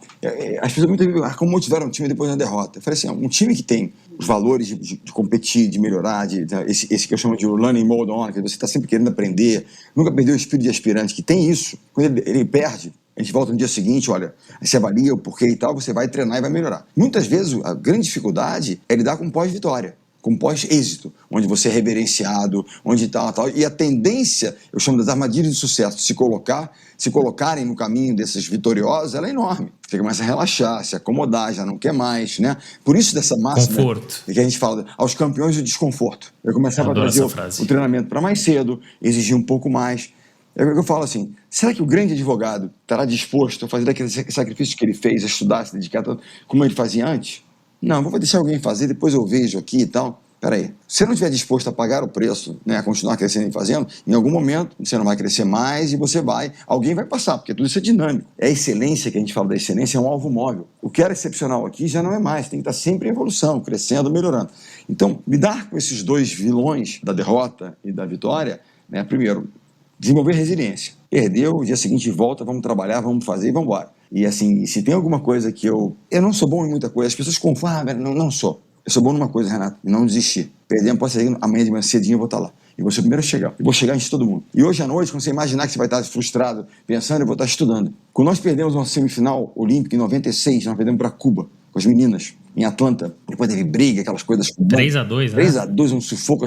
Cuba era a maior seleção do século, aquela coisa toda. Chegamos lá para ganhar, acabamos perdendo. Ok. As meninas foram comer, tal, eu fui pro quarto, né? No quarto da Vila Olímpica. Quando meu assistente técnico chegou no quarto, eu estava assistindo o jogo da Rússia, que era com quem nós jogaríamos a medalha do bronze 72 horas depois. 72 não, perdão. 36 horas depois. Um dia e meio depois. Nós éramos sexta-noite, domingo de manhã jogaríamos a final, que é a final pelo bronze. Imagina sair de lá sem uma medalha. E eu precisava reverter aquele quadro de derrota, de frustração, tal, aquele 3-2, em um dia. E eu precisava estar preparado também, que era estudar, entendeu? Então no dia seguinte eu fui treinar com as meninas, elas chorando, elas tristes, tal, e vamos, entendeu? Consegui tirar o foco do dia anterior para o dia seguinte. Conquistamos a medalha de bronze. Foi a primeira medalha de uma seleção feminina na Olimpíada no vôlei de quadra. Então, assim, nós vamos lidar com essas questões. E eu acho que, o que eu falo assim, a resiliência vem de você lidar com esses momentos, né? Puxa vida, você perde uma causa importante, tem aquela frustração, todo mundo fica assim, e aí, no dia seguinte, como é que vocês estão? O escritório está lá para baixo ou nós vamos chegar e vamos embora para cima? Vamos fazer, vamos aprender, vamos buscar o melhor e tal. Eu acho que talvez essa seja um pouco Se eu tenho uma virtude, essa é um pouco da virtude. E eu tenho um péssimo defeito, que é eu comemoro muito pouco. Muito pouco. Eu sou péssimo. E é verdade, você tem que comemorar. Você tem que fechar o ciclo, comemorar, reconhecer. E eu sou muito ruim. Meu filho fala, cara, jogadores sentem a sua falta de comemoração, de ir lá brindar com os caras, mas eu não vou, sabe por quê? Eu já tá pensando no próximo. Isso não é bom. Não é bom. Eu tô melhorando, tentando, fazendo, mas é uma coisa de, sabe, é quase contra a minha essência. Mas tá errado. Tá errado. Tô sempre, se eu relaxar, nós vamos lá na frente, vai dar errado. Não vou relaxar, eu vou fechar um ciclo, comemorar, reconhecer. Então a gente segue de novo, mas eu tenho dificuldade, muita dificuldade. Não, mas que bacana você contextualizar tudo isso. E olha, você deixou de comemorar muita coisa, né? Porque a gente vai falar quase 60 títulos só na masculina. Pessoal, uma pausa rápida aqui para falar de um assunto muito importante: vendas. Que tal menos caos e mais assertividade em seu processo de vendas? Acesse legal.spoilerdasvendas.com.br para mais informações. O link está aqui na descrição desse episódio. Mas voltando um pouco da tua carreira, você contou da tua história no Perugia. E aí, você recebeu um convite também de um time italiano do Modena, só que é um time masculino. O que muda em treinar um time feminino para masculino? Muda a rotina? Muda a metodologia? Muda assim, a forma, né? Digamos. A metodologia não. Muda o conteúdo, sabe? É uma outra área, digamos assim. Então, por quê? Porque é mais físico, estrategicamente ele é diferente. Claro que eu fazia muito um trade-off entre as duas, trouxe coisas do feminino e masculino, porque eu sempre dirigi. Quando eu dirigia a seleção masculina aqui no Brasil, eu dirigia o time feminino. Então eu sempre trouxe coisas que eu acho que poderiam ser utilizadas do vôlei feminino aqui, mas é um sistema diferente, um sistema de jogo diferente e, portanto, de treinamento. Mas a metodologia é a mesma. Aqui tem repetição, desenvolvimento técnico, etc. Muita coisa física também envolvida, então é isso. Mas há uma adaptação. Mas eu fui para um time passava por problemas muito sérios, tanto financeiros quanto de estrutura. Era um time que perdemos, nós não tínhamos uma referência, um oposto, que é uma função de jogador, que é muito referência. Nós perdemos naquele ano, nós jogamos 9 tie-breaks, perdemos 6. Se nós tivéssemos ganho 3 daqueles tie-breaks a mais, nós éramos assim, ficamos em quinto ou sexto, mas éramos entre os 3 primeiros, entendeu? Então a gente perdia diferenças mínimas, na hora da decisão faltava alguma coisa. Mas mais do que isso, talvez faltasse um treinador com experiência, que foi a minha primeira experiência como treinador num ambiente muito competitivo. Para mim foi de um enorme aprendizado. Mas as pessoas lembram eu fui mandado embora no final da temporada. E voltei. Claro que eu tive um convite para voltar, mas fui mandado embora. Não renovaram o meu contrato. E aí, quando esse time, que meu filho joga nesse time hoje, na Itália, em Modena, quando ele comemora 50 anos que é do time, tem uma comemoração, eu não pude ir, me convidaram, foram muito gentis e tudo. Eu mandei um vídeo, dizendo, olha, eu aprendi demais em Modena, eu tenho muita gratidão, né, e tenho que pedir desculpas, porque os resultados não foram o que a praça de Modena mereceria. Eu era um treinador muito experiente, mas eu não era tão ruim quanto as pessoas diziam que eu era. Mas também hoje não sou tão bom quanto as pessoas dizem que eu sou. Eu mandei um vídeo para eles falando disso, né? Mas eu agradeço muito porque foi realmente um momento muito duro, muito difícil para mim, Modena. Muito, muito difícil. Que é uma praça que pressiona, os resultados não vinham, era um time instável, eu não conseguia encontrar o equilíbrio correto, eu mesmo, por inexperiência, primeiro ano ali. Tanto quando eu migro da seleção feminina para masculina, foi o único ano, que eu não dirigi seleção e clube. Eu deixei o clube sabático 1 ano, 2 anos, por quê? Para me dedicar ao masculino e dominar totalmente essa área. Eu não queria ficar meio ano aqui, meio ano ali, porque a temporada de seleção e de clubes, elas se alternam para focar exatamente e dominar um pouco mais o masculino, que foi o que aconteceu no ano 2001 e 2002. Aí eu volto a dirigir também o clube depois, quando eu já estava, entre aspas, me sentindo confortável no desconforto, né, de dirigir uma seleção masculina, mas voltei porque sentia falta também do clube e do feminino. E esse é um ponto interessante, porque é até comum no vôlei, né? Você dirigir a seleção e o clube. Mas como é que você pode, como é possível focar em duas coisas que são diferentes? Você falou um feminino e um masculino, um time e uma seleção. Como fazer para treinar duas equipes tão diferentes e colher bons resultados? As temporadas se dão tempos diferentes. Então, quando termina a temporada de clubes, que já terminou agora começa o treinamento da seleção. Então eu pulava daqui para lá. Só que, obviamente, durante a competição de clubes, eu observava os clubes, avaliava. E tinha sempre um assistente meu que era quase que full time de observação, trazendo informações. E a vivência no feminino sempre me trouxe algumas coisas técnicas que eu achava bacana implementar no masculino. Assim como eu vinha da seleção masculina, também implementava coisas no feminino, muitas coisas implementei. Eu fazia muito dessa troca. Mas dava para fazer. Eu acho que, assim, 6 meses sem dirigir um time, apenas observando, estudando, para mim, eu precisava estar em ação. Para mim era quase que treinar aquilo, para mim era importante, entendeu? Era me manter em atividade, para mim sempre fez bem. É aquela rotina, aquele dia a dia, né? É. Tanto que eu acho que tem essa discussão até de quem vai ser o próximo técnico da seleção. Muita gente fala do Abel, mas que ele não funcionaria. Por quê? Porque ele é aquele técnico do dia a dia, de estar no campo com os jogadores. O sistema do futebol é diferente. Por exemplo, data FIFA, você fica 3 dias com um time. Eu trabalho. A seleção da França que eu iria, sei que é um tema que você vai tocar. Eu iria para a seleção da França. Foi o convite, etc. Eu deixei de ir, não por questões técnicas, questões familiares. Então eu fiz uma opção de ficar próximo das minhas filhas. Falei, não, eu não posso, né, ir para lá. Por questões absolutamente pessoais. Pedir desculpas à turma e tal. Mas nós não fomos bem-sucedidos na primeira competição. Por quê? Primeiro porque eles chegaram da Olimpíada, de uma forma inesperada, vencem o ouro. Você sabe que a França foi a última seleção europeia a se classificar para as Olimpíadas. E ganha as Olimpíadas de uma forma inesperada. Era um time... E se classificaram em quarto ainda, né? Ganharam do primeiro, da chave e tal. Então, ok, isso acontece. Tá? Mas o fato é que quase não foram para a Olimpíada. Ganharam 3-2 na partida contra a Eslovênia no último, e conseguiram entrar. Mas era um time de talento. Dando certo, eles poderiam... E como ganharam? Na Olimpíada do Rio, nós disputamos com eles a última vaga, para quem entraria ou não nas quartas de final. Eles foram para casa em 9º, e nós ficamos, sobrevivemos. E ganharam. Ganhamos 3-1 na partida mais tensa da minha vida, porque se eu perdesse ali era 9º. Se ganhasse, seguia lutando. Ok. Quando eles voltam, 3 semanas depois, aconteceria o Campeonato Europeu. Você imagina, a seleção campeã olímpica, aquela coisa toda. Pediram 2 semanas de folga. Como é que eu ia dizer para os caras, não, vamos treinar amanhã? Estava chegando ali, os caras acabaram de ser campeão olímpico. Chegaram uma semana antes ali, daquele jeito. Não tinha como você fazer. E eu acredito nisso. Meu filho dizia, pai, os caras são ótimos, adoro ele, um dos melhores amigos dele é um jogador francês, fiz amigos lá, jogadores incríveis, pessoas maravilhosas. Mas não sei se eu sou, a minha metodologia e a minha forma de entender o voleibol, a cultura voleibol brasileira, a cultura voleibol francês, que é fantástico, se daria certo, se daria match nessa história, entendeu? Mas era uma tentativa, era uma coisa que me seduzia. Mas eu digo sempre isso, Renato, até uma reflexão que eu gostaria de fazer com os nossos ouvintes aqui. Na vida a gente toma uma série de decisões. As nossas decisões têm que estar pautadas em 3 pilares. Primeiro é saúde. Se eu começar a tomar decisões que comprometam a minha saúde, eu não vou cuidar dos outros 2 pilares, são família e trabalho. Você vai trabalhar bem se tiver mal de saúde, seja ela emocional, física, então você não vai. Você vai ser uma preocupação para a sua família. Então, primeiro é saúde. A segunda é família. Não adianta ter sucesso aqui e simplesmente a família não fazer parte disso e eu não conseguir construir nada.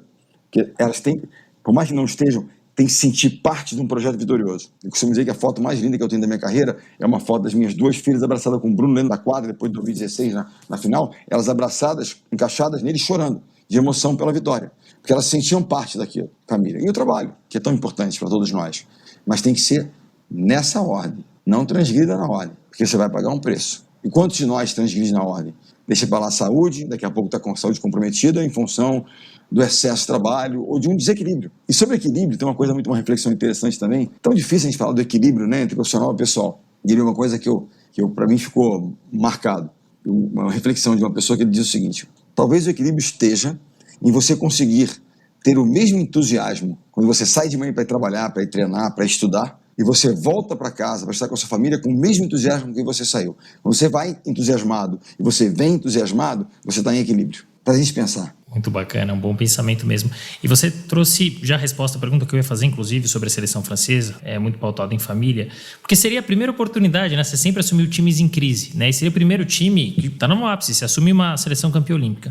Inclusive foi o que aconteceu com a seleção feminina, né? Porque Eu imagino o Mixed Feelings, né? Você assume o topo do nacional, que é a seleção brasileira feminina. Mas ao mesmo tempo era um time que tinha diversos talentos, mas uma briga de egos não colhia os resultados, né? Então, como é que foi para você gerenciar essa equipe que tinha tanto ego e pouco resultado? E como é que você transformou efetivamente em um time e multicampeão? Qual que é a receita para os gestores? Eu diria a primeira coisa, eu volto a dizer um pouco do que aconteceu em Perugia. Primeiro, elas entenderem ou perceberem em você que você, antes de tudo, é o seguinte: você é um trabalhador, é uma pessoa que vai se dedicar a elas, né, porque o trabalho, a forma de fazer, assim, o que eu quero extrair melhor de vocês. Elas perceberem que o seu compromisso com elas ele é absolutamente verdadeiro, intenso, 100%. Estou aqui para fazer de vocês melhores atletas, melhores pessoas, se for possível, melhores profissionais. Estou aqui para dar a minha parcela de contribuição. Então, primeira coisa, vai um pouco disso, de você conquistar essa confiança das pessoas, né? Que a confiança é a base das relações. E a partir dali, você vai, ao conhecer as pessoas, vai tentando implementar algumas coisas. Primeiro, aquelas que têm um ego um pouco, por terem um talento maior e, de certa forma, né, os egos estarem um pouco mais alimentados ou talvez inchados, é você criar algumas dinâmicas onde elas não consigam realizar algumas coisas e dependam de outras. Por exemplo, exercícios e muitas dinâmicas onde aquelas que eram excepcionais tinham metas maiores. Não, mas é impossível de fazer. Não, não é impossível não, você consegue, você é real, você consegue fazer. Mas elas só conseguiriam com a ajuda das outras. Então, ela começa a perceber a dependência que ela também tem das outras. Porque se você é a melhor atacante, você precisa de uma boa levantadora. A boa levantadora precisa de alguém que passe a bola para ela. Então, você criar coisas onde a dependência ela fique muito clara ali nas dinâmicas, onde você sozinho não consiga realizar coisas. Então, são práticas diárias. Não é só falar isso. Elas têm que sentir isso na pele. E uma coisa que eu fiz no feminino não deu certo no primeiro momento, porque tudo é um processo. Né? Assim as coisas acontecem. Joga um pozinho e a mágica acontece. Mas não acho que não deu certo. Quando a primeira vez que houve uma proposta de prêmios muito altos, em 2002, no Campeonato Mundial que nós ganhamos, os jogadores que individualmente se destacassem ganhariam um prêmio de $100 mil. O dólar estava na faixa de R$5 como hoje, R$500 mil. Ninguém ganhava isso por ano no voleibol brasileiro. Eu fiz a seguinte proposta aos jogadores: se algum de vocês for premiado no Mundial, melhor atacante, melhor levantador, alguém for premiado, seriam 5 no universo de mais de 300 jogadores, se algum de vocês for premiado, vamos dividir esse prêmio. De que maneira? 50% permanecem com você, que foi o melhor atacante. Pelo seu talento, pelo seu esforço, pelo seu desempenho, $50 mil, um belíssimo prêmio. Os outros 50% divididos entre os outros 11 jogadores, que permitiram e viabilizaram a você a grande performance. Isso é uma proposta que eu fiz, que eu não posso obrigar ninguém a dividir o que não é meu. E a proposta ela foi aceita. Esse foi o primeiro sinal, Renato, que eu tive, que eu estava diante de um grupo de jovens talentosos, dispostos a construir um time. Eu estava disposto a valorizar e reconhecer a importância do meu companheiro. Eu sou um melhor atacante, mas sem um bom levantador não vai acontecer. Sem um bom reserva que me treine, me desafie todos os dias, não vai acontecer. Então isso foi acontecendo. E isso se tornou, você veja como é que é, parte da nossa cultura. Eu não estou mais na seleção. Foi 2002 isso, nós estamos em 2023. Todo prêmio individual, pouco importa qual é o valor, são 100 mil ou 10 mil, eles são divididos com esse critério. O critério, ele privilegia o coletivo. Nós somos um time. Meritocracia, 50% são seus, pelo mérito. Então 50%, time, que deram a você essa condição de ser o melhor. Para nós, é um princípio. Se tornou modus operandi. Ou seja, a seleção, ela vive isso. A seleção masculina vive isso. No feminino, quando eu tentei implementar a primeira vez, teve uma certa resistência. Estava chegando, ficaram meio assim. Qual a intenção dele? Com o tempo, elas foram entendendo que isso era uma coisa realmente fortalecimento das relações do time. Um lutar pelo outro permanentemente. Aquela história. O cara é o melhor e tal. E ele sempre... Agora entra você. Eu não vou entrar não, deixa ele aqui melhor que eu jogar, se vira aí. E você tem que entrar e reverter uma situação de dificuldade. Quantas vezes acontecem isso? E olha que interessante como a minha teoria ela foi comprovada. No Mundial que nós acabamos ganhando, o primeiro Mundial que o Brasil ganha foi em 2002, que houve essa premiação, 2 jogadores foram premiados. O Maurício foi o melhor levantador e o André Nascimento o melhor atacante. Eles terminaram aonde o Mundial? Tanto a semifinal quanto a final, no banco. Quem terminou jogando foram Ricardinho e Anderson, que eram reservas, mas sem os quais não teríamos ganho o Mundial. Então a teoria, né, da divisão, porque todos são importantes, ela foi comprovada. Está ali na prática, não é apenas uma teoria que eu inventei. Ela acabou acontecendo, né, dando suporte à minha tese da divisão do prêmio. Agora, só entre os jogadores, né? Eu não legislei em causa própria, a comissão técnica não ganhava prêmio. E até uma injustiça que você fala da comissão técnica, não ganha medalha, né? Na Olimpíada, não. Na Olimpíada, não. Eu acho isso tão injusto, porque você tá ali junto, né? Você tá comandando, você é o grande líder. Como é que o líder, que é um dos grandes responsáveis, não recebe uma medalha? É o processo olímpico. Atletas olímpicos, os treinadores não têm. Eu tenho 7 medalhas olímpicas. Na verdade, eu tenho uma medalha olímpica, que é de prata. Os outros são cópias. As 6 como treinador são cópias, porque ela não é verdadeira. Ela é uma cópia, que a gente manda fazer uma cópia para toda a comissão técnica ter uma lembrança do momento, da trajetória, e os jogadores têm as as medalhas olímpicas oficiais. Você contou um pouco dessa vivência com o time feminino, já deu um teaser do time masculino, que você também assumiu em crise, né? Você comentou lá com a 6ª colocação em Sydney. Isso. E de 2001 até 2017 foram quase 60 títulos, né? 100% de finais olímpicas, as 4 Olimpíadas que você disputou, você chegou na final com o time, sendo 2 pratas e 2 ouros, além desses diversos títulos, Copa do Mundo, Campeonato Mundial, enfim, tudo isso, muitos deles inclusive inéditos. Você já contou um pouquinho, né, de como manter a equipe motivada, né? Tirar da zona de conforto, você já falou da renovação, né, que é a questão da cultura, mas e para manter a equipe no topo? E por tanto tempo, como é possível? Eu acho que a grande questão é essa, são as pessoas certas que primeiro valorizam o processo. A nossa grande questão é, o Serginho Escadinha chegou comigo em 2001, ficou até 2016. Teve um interregno de 2 anos que ele ficou fora, mas ficou 14, 16 anos juntos ali. E a nossa cultura ela foi sendo passada. Sempre a transição por via de alguns atletas e parte da comissão técnica estava permanente ali. Então essa cultura era transmitida. Muitos jogadores acabavam não ficando na seleção por inadequação, não por falta de talento. Olha, esse não é adequado à nossa filosofia de trabalho, à nossa cultura aqui. Então, eu acho que a permanência como uma equipe de ponta, sempre ali no topo do ranking, no sentido das disputas de todas as competições, tem a ver com privilegiar aquela cultura, privilegiar antes de tudo o processo, ou seja, é treinamento. Né? Por exemplo, agora a gente ia para Saquarema, depois de 2003, quando a gente construiu um centro de treinamento em Saquarema, que é o centro de treinamento da seleção. A seleção chegava de modo geral segundo, então, nós chegávamos domingo à noite. Mas saí domingo de casa, domingo à noite. Eventualmente eu dava então aquela semana específica, domingo vai ser todo em casa, segunda-feira a gente volta. Mas por quê? Eu estava sempre testando o comprometimento das pessoas. Mas será que aquele cara está disposto ainda a virar a noite comigo aqui, trabalhando numa tese que a gente tem que defender amanhã? Né? Essa questão dos campeões de desconforto, ela foi quase que um mantra nosso, permanente, vai sempre se manter lá. É claro que o desconforto da derrota em Londres, por exemplo, né, tem essa história de doping dos russos, não importa, no mercado nós perdemos. Se ele usou de métodos menos ortodoxos é uma outra história, não sei se vão tirar a medalha dos caras ou não, porque já foram pegos 3 daquela época no doping, mas enfim, é o que é. Perdemos. Então aquele desconforto que se gerou nas pessoas, nos próprios atletas que permaneceram nisso aqui, o que me preocupava depois de Londres não eram aqueles que permaneceram, porque aqueles estavam mordidos de uma maneira, estavam dispostos a tudo para reverter aquilo no Rio de Janeiro. Seria muito difícil, porque gerações mudando e tal, nós já não tínhamos uma geração tão talentosa quanto a primeira. Acho que o Brasil tem hoje mais talento em função do amadurecimento de alguns jogadores, a vinda do Leal, como o neo-cubano que se naturalizou brasileiro, tudo isso é um plus. Mas me preocupava um pouco a derrota de 2012 condicionar os jovens jogadores numa questão de dúvida, de falta de convicção de que a gente era um time para chegar, entendeu? E os veteranos foram essas bandeiras que nos mantiveram, né? O Bruno, o Serginho Escadinha, o Lucão, principalmente esses 3 como aqueles que continuaram trazendo, né, trabalho, dedicação, nós vamos fazer, e eles nunca deixaram de acreditar. Por mais situações difíceis que a gente tivesse que viver, depois de um 3 campeonato mundial, 2002, 6 e 10, em 14 a gente perde o mundial, dentro da Polônia. Uma situação muito difícil, teve questões políticas do presidente da federação ser daqui do Brasil, ter sido expurgado, ele caiu para cima, saiu da Confederação Brasileira, representa a Federação Internacional. Me suspendeu 10 jogos, a questão política, briga e tal. Eu falei, não tem problema nenhum, nós vamos fazer o que é certo. Tem um mantra que eu uso que é o seguinte, Renato, para mim acabou se tornando. Você conhece Tom Brady, o maior campeão da história do futebol americano, etc. Ele tinha um mentor na faculdade, a história é muito interessante, ele estudou em Michigan, e ele não era titular o tempo inteiro, depois se torna titular. Ele sempre foi muito duvidado, sempre foi muito questionado, porque ele não tinha muito talento, mas ele tinha uma capacidade de lidar com a dificuldade que era única. Na pressão é onde ele tinha o melhor desempenho. Esse é o campeão. Campeão é o que ele dá o seu melhor quando o seu melhor é necessário. Tom Brady tem essa característica. Mas em Michigan, ele ia lá conversar com o mentor dele, né? Conversar e se lamentava, o coach me põe titular, eu sou melhor, eu vou fazer, vai acontecer. E o coach dizia para ele o seguinte, don't complain, don't explain. Não reclame, não se explique. Just show up and do your best. Apenas se apresente e faça o seu melhor. Então não quero muita explicação, nada de reclamação. Dia seguinte, vamos fazer o nosso melhor. Vai lá, né? Mas tá difícil, porque... Tá bom, e aí? É um pouco estoico, né? Aquela coisa de você não controla o que acontece. Você controla como você reage àquilo que acontece. Mudar a legislação. Você controla como mudar a legislação? Não. Como é que eu faço? A partir de agora. A partir de agora. Nesse momento, como é que eu vou atuar mediante a nova portaria que saiu, a nova legislação? Eu tenho que, de alguma forma, encontrar uma forma de fazer acontecer. Defender uma tese adequada a essa legislação. Quer que seja. Isso serve para tudo. Mudou lá o time, mudou o time.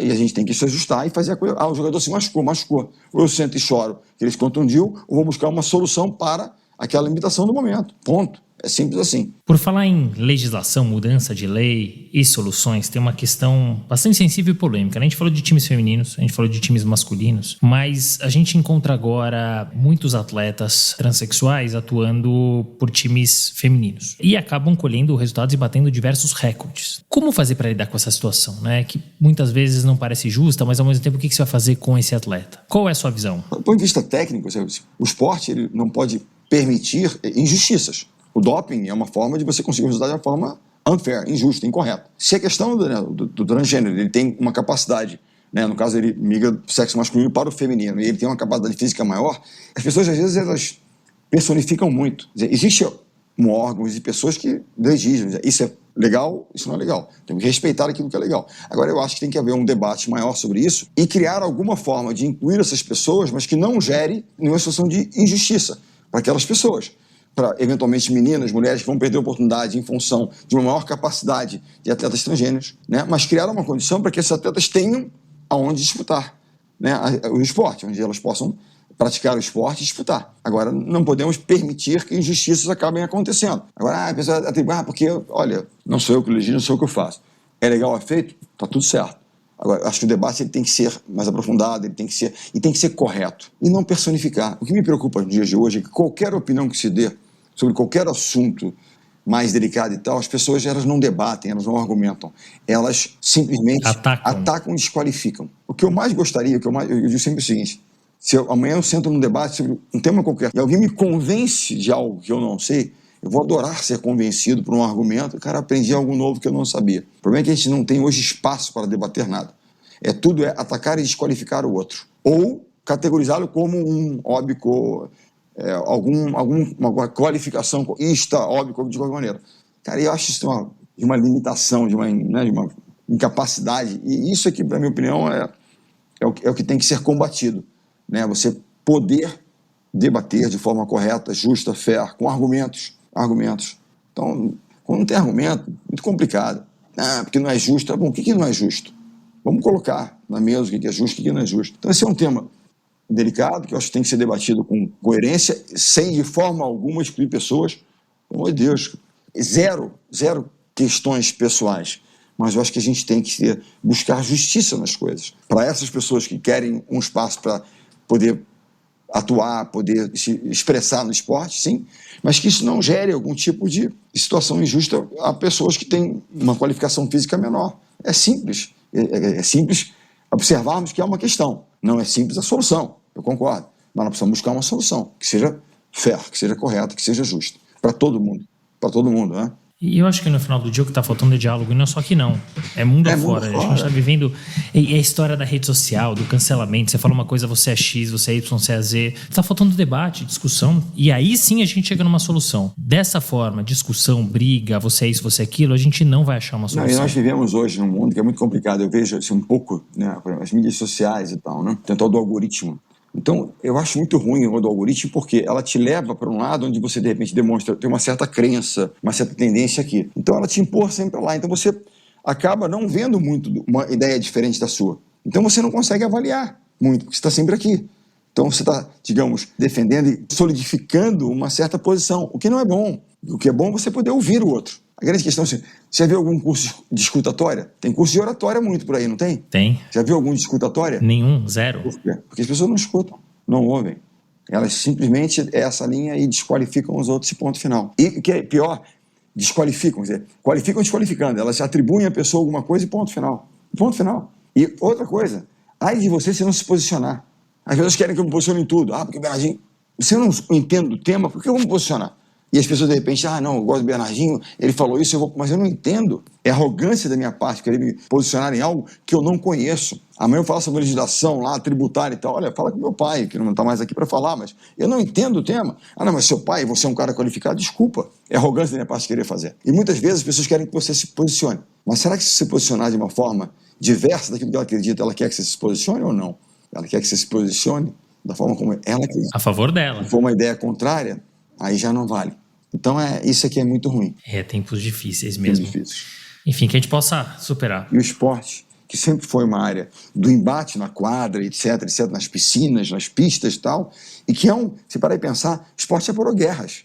Lembra de alguns episódios? Palestinos jogando tal, com os israelenses, Haiti, eu me lembro do General Heleno, no Haiti, a revolução lá interna, aquela coisa, guerra civil. O jogo da seleção. Seleção, todo mundo para o futebol brasileiro ir lá. Ronaldo, Fenômeno, tá todo mundo lá. Então o esporte tinha que ter talvez ser um pouco disso, onde os diversos se encontram e há um embate na quadra. Né? Eu estava lá, crise Irã e Estados Unidos, aí houve um jogo, Irã e Estados Unidos de vôlei. Pô, na quadra, pessoas ali, um embate técnico, um embate bacana, numa guerra bacana, sem violência, né? Uma agressividade na bola, aquela coisa toda.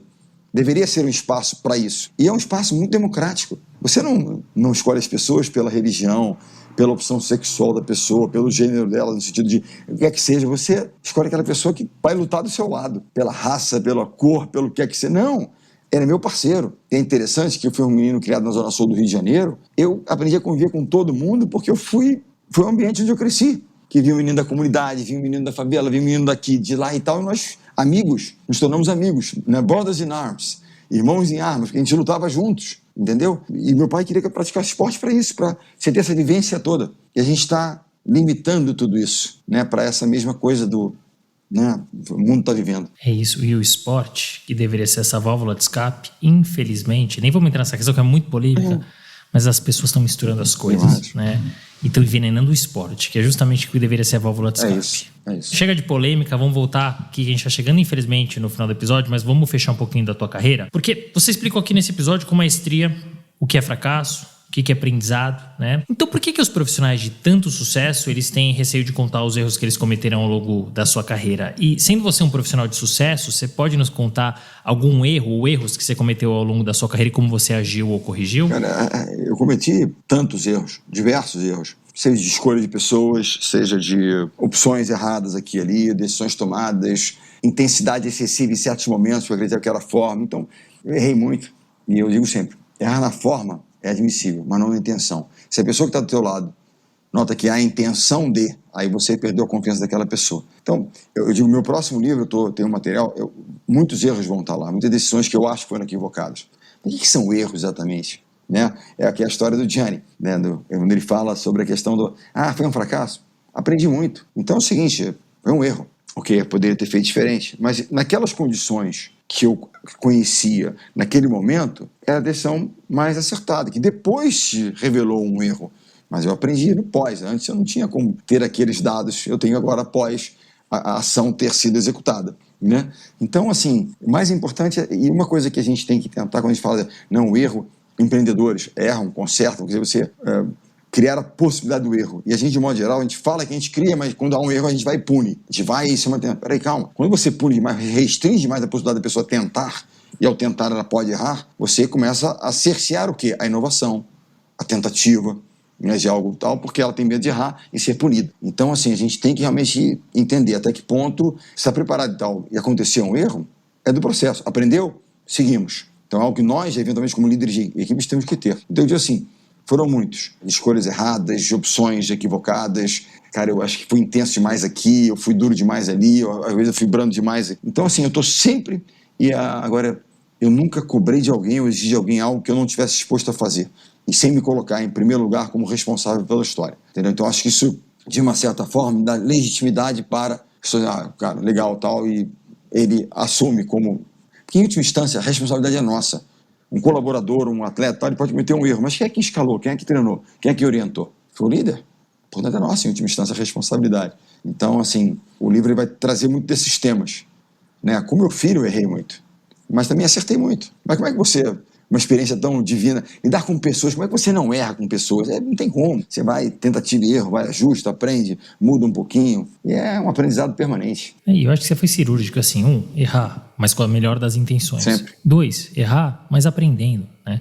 Se for dessa forma, tá tudo certo, né? Se for de uma forma diferente, como você falou, aí já é o buraco um pouco mais embaixo. E para fechar a parte da carreira, Bernardinho, você ganhou tudo. Você tem uma carreira de muito sucesso. Até onde você quer chegar? Primeiro, assim, eu amo aquilo que eu faço outras coisas, além de ser treinador apenas, por ser muitas empresas, muitas coisas que... É sempre gente, pessoas, né, compartilhando experiências, tentando orientar, treinar, trabalhar disciplina, trabalhar resiliência, enfim, provocar no bom sentido, desafiar as pessoas. Tem um pouco disso em tudo aquilo onde eu milito, porque é aquilo que eu faço, é aquilo que eu, de alguma forma, desenvolvi uma certa capacidade de. Mas onde é que eu quero chegar? Eu quero ser um treinador melhor, eu quero ser eventualmente um mentor melhor, um conselheiro melhor. Eu quero ser alguém melhor. Onde eu quero chegar, eu não sei. Eu quero ser um pouco melhor sempre. É a teoria dos juros compostos. Um pouquinho, todo dia, toda semana, um pouquinho melhor. No final do ano, a composição desses juros me levará a um gap grande de crescimento. Então, eu não sei onde isso vai dar. Mas o que eu quero é realmente ser um treinador, um líder melhor. Essa é a minha missão de vida, né? Ser um pai melhor, então você está liderando em casa, ser, né, um parceiro melhor. Eu acho que a gente tem que buscar isso, né? Acho que isso é aprender a comemorar. É um aprendizado. E me tornará talvez alguém melhor ao aprender a fazer isso, entendeu? Então, não tem assim, é lá. Não, é o processo. Não é o ponto de chegada. Qual é o ponto de chegada? Chegou aqui, é no ouro. Sabe qual é o dia mais vazio da vida de um treinador? O dia seguinte? O dia seguinte. Imagino. Ele não tem mais aquele grupo, não tem mais aquele projeto. E agora? Sente falta. Acabou a temporada feminina aqui, as meninas estão indo para cá e para lá, eu sinto falta. Eu briguei, eu fiz e tal, mas sinto falta de todas elas. Entendeu? Então é isso. Pô, mas muito bacana, eu acho que é isso que você falou, é a jornada, é o processo, o resto é consequência. Para fechar, 2 perguntinhas. Se você pudesse almoçar, tomar um café, enfim, jantar com alguém vivo e alguém que infelizmente não está mais aqui, quem seriam essas pessoas? Uma pessoa seria um cara que não está mais aqui, chamado Bill Campbell. Foi escrito um livro sobre ele. O livro chama-se O Treinador de $1 Trilhão, The Trillion Dollar Coach. Esse é um cara, assim, a história dele é brilhante, é interessantíssimo, é um cara de gente, um treinador, infelizmente não está mais aqui para tomar um café da manhã com ele, mas vale a pena ler a história sobre liderança e sobre gente. Ele é realmente um coach incrível de grandes empresários, de grandes empreendedores, né, no mundo do Vale do Silício, etc, tal tecnologia. Eu tive a grande oportunidade de estar em alguns momentos com pessoas incríveis. Eu conheci um dos grandes midas do esporte brasileiro, o Braguinha, que já se foi, tive a oportunidade de almoçar, de jantar, daquelas pessoas assim que me inspiraram muito, me trouxeram coisas muito legais. Como atleta, assim, um cara que eu gostaria de tomar um café da manhã um dia com ele era o Michael Jordan. Sentar numa mesa com Michael Jordan e Tom Brady juntos, assim, na área do esporte, seria algo incrível para mim, que eu tenho admiração por esses 2 caras única, sabe, na área do esporte. Né? E outra coisa, assim, eu tive a oportunidade de vê-lo uma vez, mas eu gostaria de tomar um café da manhã com Warren Buffett, na área assim mas não só de investimentos, ele fala de disciplina, ele fala sabe, vai muito além da questão do investimento financeiro, vai muito além, é uma visão de valores, o que ele acredita. Eu acho o velhinho de Omaha é um gênio, eu tenho uma admiração incrível por ele. Sensacional, nomes fantásticos. Para fechar, você já deu inúmeros, mas sobrou algum conselho para você trazer para os nossos ouvintes? Sempre que comece qualquer projeto, a primeira pergunta é com quem? Sempre se pergunte com quem que eu vou trabalhar isso aqui, com quem que eu vou atravessar, né, fazer essa travessia, com quem eu vou, quer que seja, com quem? Depois o como, depois tal, a execução tal, mas com quem é a primeira pergunta? Né? Porque as pessoas falam, o processo é o mais importante, mas mais importante ainda é com quem você está naquele processo. Quem são as pessoas que estão ao seu lado naquele processo? Então, acho que façam isso. E aquela história, tá difícil? Não há nada que nos faça crescer mais do que a dificuldade. A reflexão durante 5 segundos finais aqui do nosso papo é o seguinte: pensem no momento da carreira de vocês que vocês tenham aprendido muito. Pensa no episódio da sua carreira, da sua trajetória, que você tenha tido grandes lições. Quando eu faço essa pergunta às pessoas, as pessoas param para refletir e eu pergunto: esse momento que você pensou, que veio à sua mente, trouxe algum tipo de desconforto? A tua ideia aqui, puxa, foi uma causa que eu perdi, uma demissão que eu tive aqui, uma derrota que eu tive ali, o que é que seja? De um modo geral, sim. Não existe crescimento acompanhado de desconforto. O crescimento, ele pressupõe algum tipo de desconforto. Então, se está se sentindo desconfortável, é que está aprendendo, está crescendo. Então, não abrace o desconforto, né, e segue em frente. Campeões são aqueles que se sentem confortáveis no desconforto, né, e é por aí. Sensacional, senhoras e senhores. Fechamos o nosso episódio especial de aniversário com ninguém mais, ninguém menos do que o multicampeão Bernardinho. Olha, muito obrigado, assim, do fundo do coração. Eu tô emocionado, tô muito contente. Como te falei, você é um ídolo. Tava com aquele friozinho na barriga, né? Que aí o que é legal, né? Com a perna tremendo, mas você me deixou muito à vontade como entrevistado. Foi muito legal, né? Pra mim que te acompanho já há tantos anos, leio seus livros, ouço seus podcasts, tá aqui. Poder ter essa oportunidade, tá aqui com você. E mais do que isso, poder contar pros nossos ouvintes ou ajudar a contar a sua história, assim, é enriquecedor, é emblemático e é emocionante. Muito obrigado pela generosidade. Obrigado, Renato. Obrigado pelo convite. Enfim, sucesso pra vocês. Fim de papo. Se você gostou, recomenda para seus amigos. Se não, fala comigo que eu quero te ouvir. Até a próxima.